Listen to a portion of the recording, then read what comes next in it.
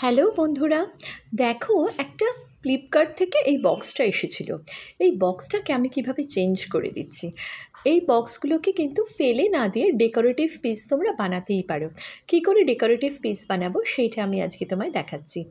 ফার্স্টে আমি এটা ব্ল্যাক কালার করে নিচ্ছি।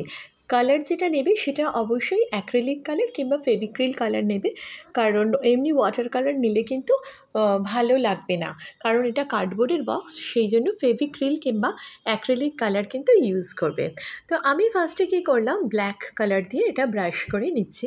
দেখো একদম ব্ল্যাক করে নিয়েছি।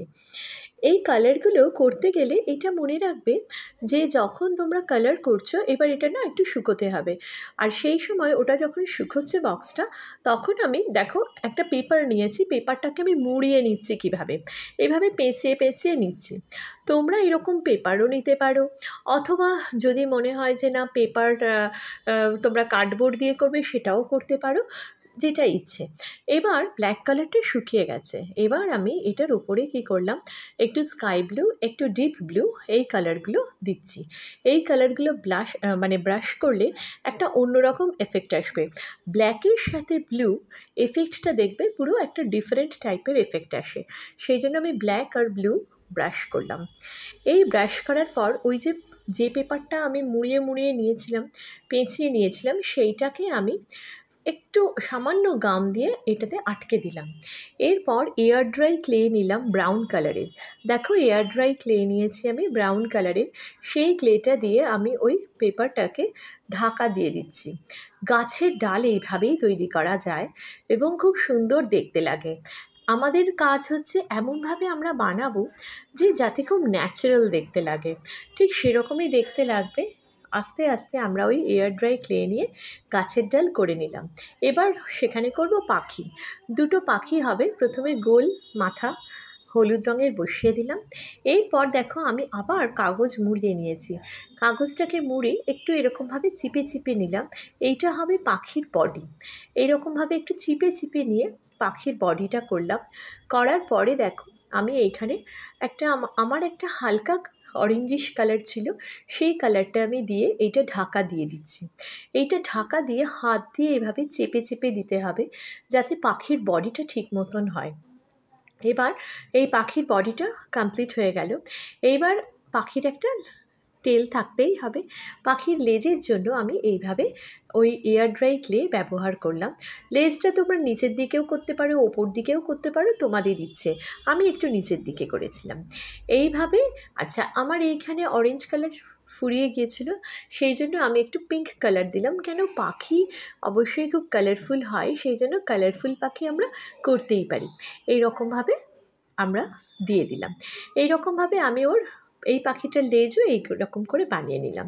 এবার পাখির ঠোঁট দেখো, ছোট্ট ছোট্ট করে পাখির ঠোঁট, সেটা আঙুল দিয়ে আস্তে আস্তে করে সরু করে নেবে। এরপর পাখির তো চোখ থাকতেই হবে, তো পাখির চোখের জন্য সাদা রঙের দুটো ছোট্ট ছোট্ট এয়ার ড্রাই। এবার বলে নিই, তোমাদের কাছে যদি অন্য কালারফুল এয়ার ড্রাই ক্লে না থাকে, তোমরা কিন্তু পুরোটা সাদা রঙের ক্লে দিয়েও করতে পারো, পরে কালার করে নেবে। এরপর আমি পাতা তৈরি করে নিলাম, এরকম ছোট্ট ছোট্ট গোল করে নিয়ে সেইটাকে আঙুলে এরকমভাবে চিপে চিপে পাতার শেপ করা যায়। এভাবে পাতাগুলো এয়ার ড্রাই ক্লে, তাই ওর সাথে আটকেই যাচ্ছে, কোনো গামের প্রয়োজন হবে না। এইভাবে পুরো পাতাটা আমার হয়ে গেল।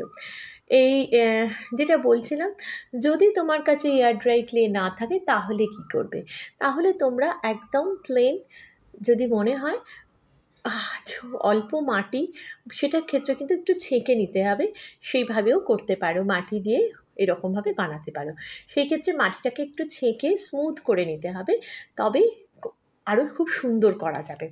এইবার ঠোঁটটা দেখো আমি এবার এঁকে নিচ্ছি। চোখের ভেতরে ছোট্ট একটা কালো বল করলাম, আঁকা হয়ে গেল। এরপরে আমি এইভাবে পাতাটায় আমি একটু কিন্তু সবুজ রং দিয়েছি, মানে পাতা যেহেতু সবুজ রঙের, সেই জন্য সবুজের ওপরে সবুজই দিচ্ছি।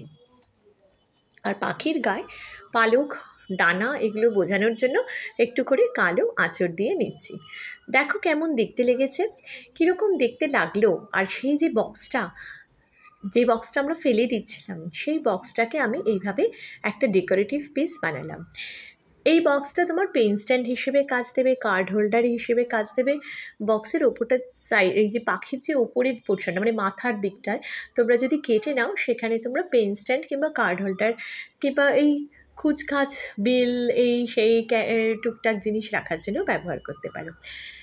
আমাকে কমেন্ট করে জানাও তোমাদের এইটা কেমন লাগলো, আর অবশ্যই শেয়ার করো, লাইক করো, তাহলে আমার আরও আনন্দ হবে, আরও আরও অনেক কিছু আমি করতে মানে আরও কিছু করে আমি তোমাদের দেখাতে পারবো।